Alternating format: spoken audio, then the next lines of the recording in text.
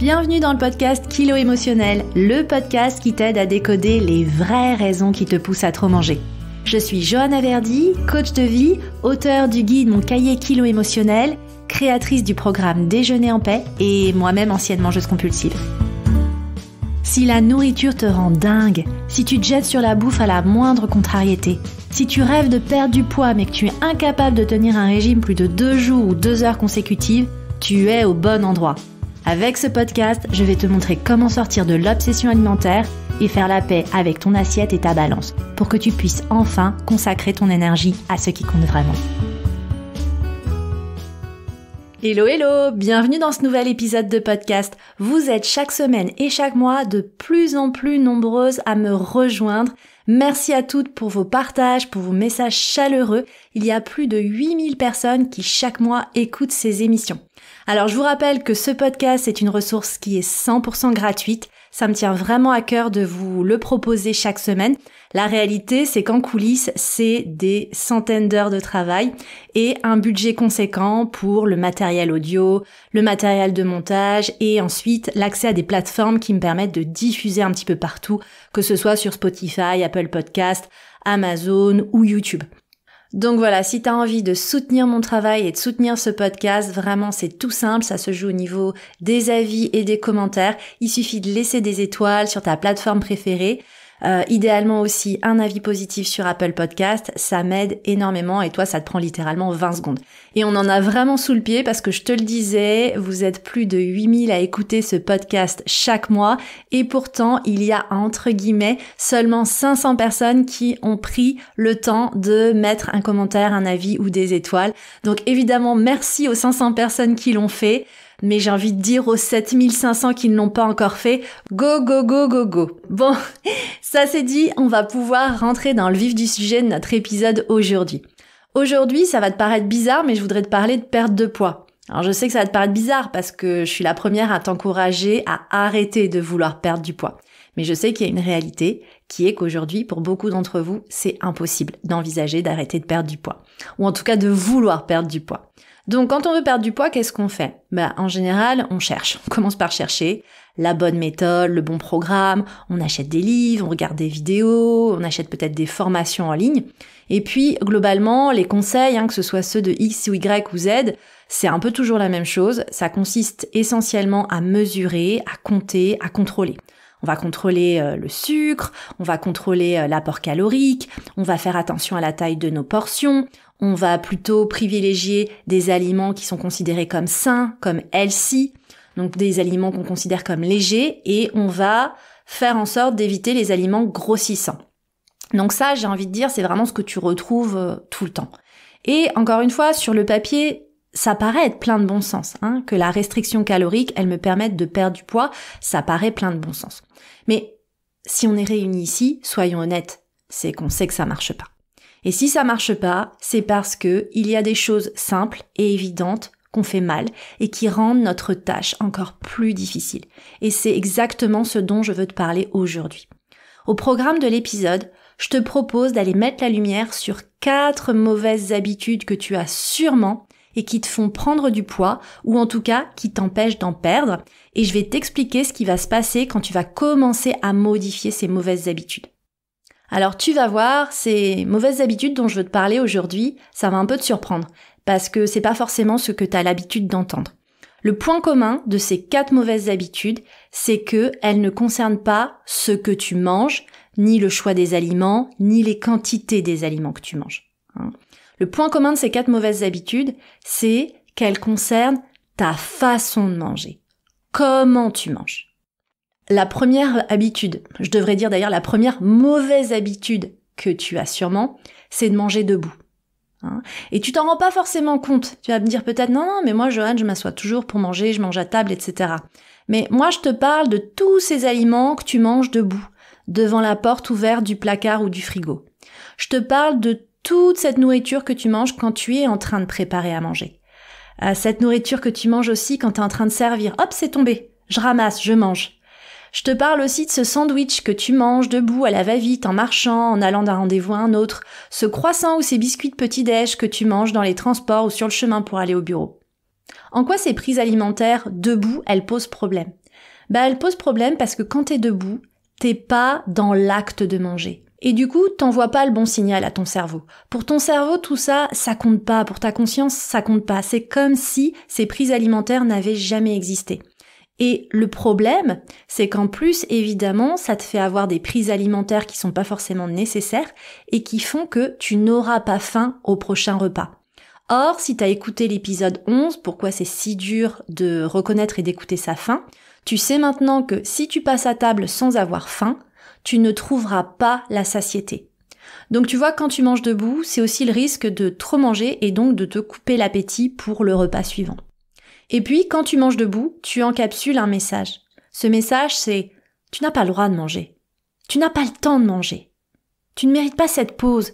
C'est interdit, c'est pas la priorité. » Et d'ailleurs, ce qui est intéressant sur cette notion d'interdit, c'est que quand on mange en cachette, on mange généralement souvent debout et vite. On prend pas le temps de s'installer à table. Et si tu te reconnais dans ce comportement, je voudrais que tu commences à prendre conscience de tous ces moments où tu manges alors que tu n'es pas assise. C'est pas forcément un vrai repas, mais ça peut être tous ces aliments que tu grignotes. Alors même si j'aime pas ce mot, on s'en fiche que ce soit grignoté ou pas grignoté, mais tu les avales, tu les manges, tu les consommes, alors que t'es pas attablé, littéralement. Et quand ça t'arrive, observe simplement comment réagissent tes sensations alimentaires. Est-ce que t'es connecté à toi? Est-ce que t'es connecté à ta faim? Est-ce que t'es connecté à ta satiété? Est-ce que ça rend les choses plus faciles ou plus difficiles? La deuxième mauvaise habitude que t'as sûrement, c'est de ne pas prendre d'assiette. Quand tu te sers directement dans le paquet de chips ou de gâteaux, tu évites la vaisselle. Mais en réalité, t'évites surtout une forme de culpabilité et de mauvaise conscience. Parce qu'encore une fois, ce qui est mangé debout et sans assiette n'existe pas. Et en plus, tu ne vois pas ce que tu manges. Alors, un conseil régime classique que tu vas lire souvent, c'est de prendre une petite assiette. Pourquoi ? Les arguments, encore une fois, ça paraît plein de bon sens. Premier argument, c'est que ça te permet de contrôler les portions. Avec une petite assiette, t'as moins d'espace pour mettre de la nourriture. Donc ça t'incite à prendre des portions plus petites, donc ça réduit les calories, donc tu vas perdre du poids. Le deuxième argument, c'est que prendre une petite assiette, ça te donne une illusion d'abondance. Ça te donne l'impression que ta portion est plus importante qu'elle ne l'est réellement. Ça peut satisfaire du coup mentalement ton appétit, même si tu manges moins en réalité. Ça peut aider à éviter de trop manger. Et puis le troisième argument, c'est que prendre une petite assiette, ça te sensibiliserait à la taille des portions. Ça t'aiderait à être plus consciente de la taille de tes portions, à réfléchir à ce que tu mets dans ton assiette. Alors personnellement, moi, la taille de l'assiette, j'ai envie de dire, je m'en cague. Mais je pense que prendre une assiette tout court, c'est important. Pourquoi ? Parce que ça va te permettre de visualiser ce que tu manges. Et pourquoi, selon moi, c'est important de visualiser ce que tu manges ? Parce que ça te permet de conscientiser ce que tu manges et surtout d'être consciente que tu es en train de manger. Parce qu'il faut vraiment avoir en tête que manger ses émotions, avoir des compulsions alimentaires comme ça sous le coup des émotions, c'est surtout un acte d'immaturité. Et le fait de ne pas prendre d'assiette vient accentuer cet acte d'immaturité. Alors je clarifie, quand je parle d'immaturité, c'est le fait de ne pas vouloir prendre la responsabilité des émotions qu'on ressent. Donc on les étouffe, on les anesthésie en mangeant. Mais quand tu accentues cet acte d'immaturité, le message que tu t'envoies, c'est de nouveau celui de la culpabilité, celui de l'interdit, de j'ai pas le droit, je ne mérite pas. Et il faut pas que ça se sache. Donc c'est vrai que ne pas prendre d'assiette, c'est ça aussi, je laisse pas de traces. C'est comme manger en cachette, je laisse pas de traces, il y a pas de miettes, il y a pas de vaisselle, dans l'évier, voilà, personne ne sait, il y a pas de traces. Et même moi, d'une certaine façon, je nie le fait que cette prise alimentaire a existé. C'est la raison pour laquelle, selon moi, prendre une assiette, c'est un acte de maturité et de conscience, et un premier pas vers la sérénité alimentaire.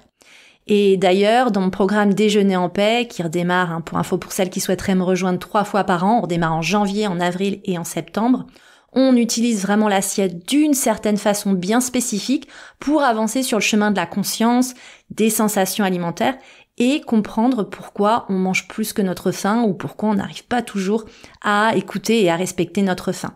Et d'ailleurs, pour celles qui souhaiteraient aussi passer à l'action rapidement, je suis en train de travailler sur un tout nouveau programme, 30 jours pour être capable de manger seulement quand j'ai faim. Ça me prend un peu plus de temps à développer que prévu parce que vraiment je veux vous faire quelque chose de bien et de complet. Mais voilà, je vous en reparlerai en tout cas dans les prochaines semaines. La troisième mauvaise habitude que tu as peut-être, sûrement, c'est de manger en regardant un écran et notamment ton téléphone. Et pourquoi je dis sûrement ? Parce que aujourd'hui, ça c'est scientifiquement prouvé, on consulte son téléphone 30 à 60 fois par jour. C'est devenu une vraie addiction et regarde autour de toi, dans les transports, dans les files d'attente, tout le monde est sur son téléphone. Même les parents censés surveiller les enfants au square, ils sont sur le téléphone. Et dimanche dernier, j'étais à la piscine et j'avoue, j'étais vraiment estomaquée de voir que le maître nageur était sur son téléphone alors qu'il était censé surveiller les baigneurs. C'est vraiment pire que tout, c'est une vraie addiction. Et c'est une addiction qui est dangereuse parce qu'on peut pas être en même temps à deux endroits. Et clairement, quand t'es sur ton tel, t'es physiquement là, mais émotionnellement et cognitivement, t'es absente. Et ça devient vraiment un problème quand il s'agit de l'acte de manger. Parce que y a rien de pire pour te déconnecter de tes sensations alimentaires que de regarder autre chose, que de suivre un programme ou que de scroller sur ton téléphone. Si t'es sur ton téléphone ou si t'es devant ta télé, tu te souviendras de ce que t'as vu ou de ce que t'as lu, mais pas de ce que t'as mangé. Et je suis sûre que ça t'est déjà arrivé de finir ton assiette devant une série sans t'en rendre compte. Genre tu te dis « Waouh, j'ai déjà fini mon assiette, mais je me suis même pas rendu compte de ce que j'avais avalé. » Quand t'es sur les écrans, t'envoies pas le bon signal à ton cerveau qui pilote le processus de digestion. Encore une fois, tu lui envoies des infos contradictoires, donc lui il est là à la fois à se concentrer sur les infos, à se concentrer sur l'intrigue de la série, mais il envoie pas les messages à ton système digestif de lui dire « Hey, au boulot, il y a de la nourriture à processer ». Alors je le sais, quand on est seul, quand on est célib, quand on souffre d'isolement, c'est pas toujours facile d'être face à soi-même. Mais ça, c'est un autre sujet et je pense que j'en parlerai dans un épisode à venir. Mais ce que je voudrais à ce stade, c'est juste que tu commences à prendre conscience de ces moments où en fait tu manges, t'es censé manger, mais tu fais autre chose, genre t'es sur les réseaux sociaux ou tu regardes ta série préférée sur Netflix. Et je voudrais te sensibiliser sur le fait que si t'aimes manger et si t'aimes regarder ta série par exemple, en fait tu dois pas faire les deux en même temps. C'est comme les personnes qui aiment faire l'amour et aiment la lecture. Tu peux aimer les deux, mais il te viendrait jamais à l'esprit de sortir un bouquin au moment où t'es en train de faire des câlins avec ton partenaire. Enfin, j'espère. En tout cas, si tu décides de faire les deux en même temps, je reviens à manger et regarder tes écrans. Si tu décides de faire les deux en même temps, il faut vraiment que tu sois dans cette posture de choix.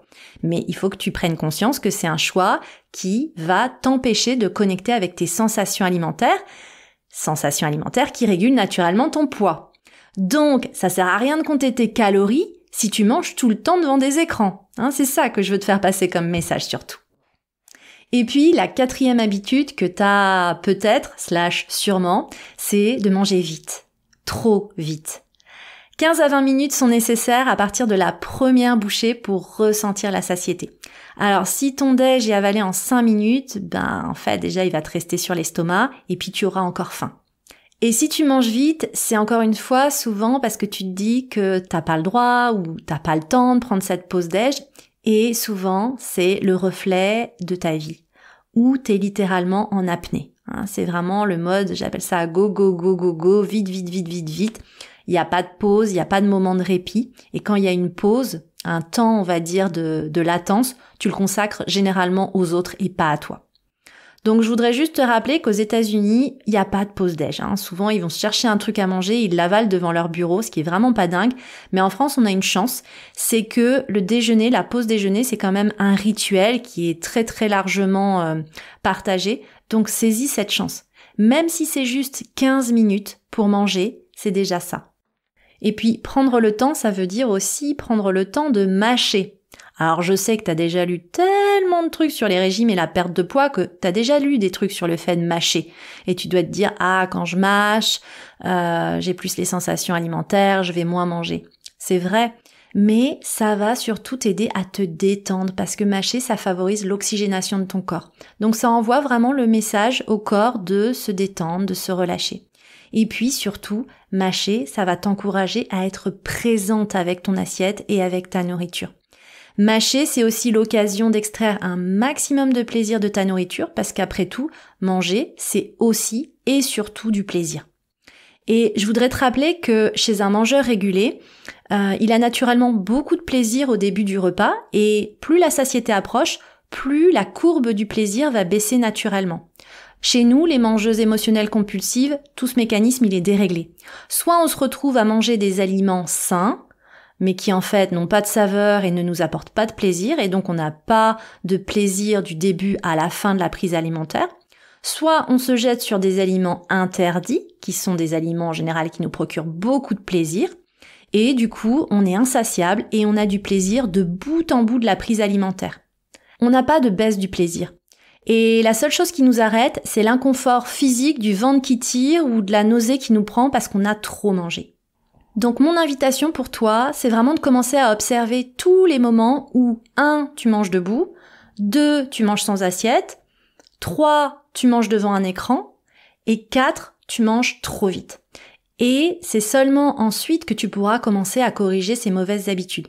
Alors je te rappelle que moi, dans ma philosophie, avant de changer quoi que ce soit, on passe vraiment tout le temps nécessaire sur l'observation, quitte à ne rien changer au début, mais vraiment observer, prendre conscience, ça permet tout simplement en fait de faire face à la réalité et de se rendre compte de toutes ces mauvaises habitudes qui sont ancrées dans notre quotidien et qui effectivement sabotent nos efforts de perte de poids. Qu'est-ce qui va se passer quand tu vas progressivement modifier ces mauvaises habitudes ? Ce qui va se passer, c'est que tu vas vraiment découvrir les bénéfices d'un repas pris en pleine conscience. Tu vas avoir conscience de ce que tu manges, tu vas sortir du mode pilotage automatique, j'avale vraiment en mode pilotage automatique sans m'en rendre compte. Tu vas être plus connecté à ce que tu manges, à tes choix alimentaires et tu vas être plus présente à ton assiette. Ton corps, lui, il va se détendre grâce à une meilleure oxygénation qui va donner à ton corps le signal de se relaxer. Tu vas avoir une meilleure digestion, fini les ballonnements l'après-midi après avoir mangé. Ton estomac et ton système digestif vont enfin pouvoir se concentrer à leurs tâches et faire leur travail. Tu vas enfin vraiment apprécier le goût de ce que tu manges et tu vas pouvoir t'interroger pour savoir si ce que tu manges te plaît vraiment. Et puis enfin, la satiété sera plus facile à percevoir parce que tu seras davantage capable de savoir quand il est temps d'arrêter. Donc vraiment, toute cette observation, tout ce travail de prise de conscience de tes mauvaises habitudes sur ta façon de manger, c'est la première étape indispensable pour faire la part des choses entre l'acte de manger et les émotions qui te traversent et qui te donnent envie de manger. Si tu as aimé cet épisode, je t'invite à le réécouter, à noter les 4 habitudes et à passer à l'action, sachant que tu l'as compris, l'action ici, elle consiste déjà essentiellement à t'observer, donc ça demande aucune volonté, aucune motivation, juste un peu de présence et d'observation. Si tu décides de te lancer et de mettre en pratique ces conseils, n'hésite pas à venir me le dire, que ce soit sur les réseaux sociaux ou dans les commentaires de cet épisode. Pose-moi tes questions aussi, ça me donnera des idées pour de futurs épisodes de podcast. Et moi, je te retrouve la semaine prochaine. On parlera du mode pilotage automatique avec la bouffe.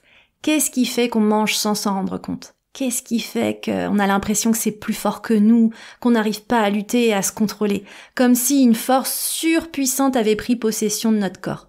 Tout ça, je te l'expliquerai la semaine prochaine. Je te remercie pour ta présence et je te donne rendez-vous au prochain épisode.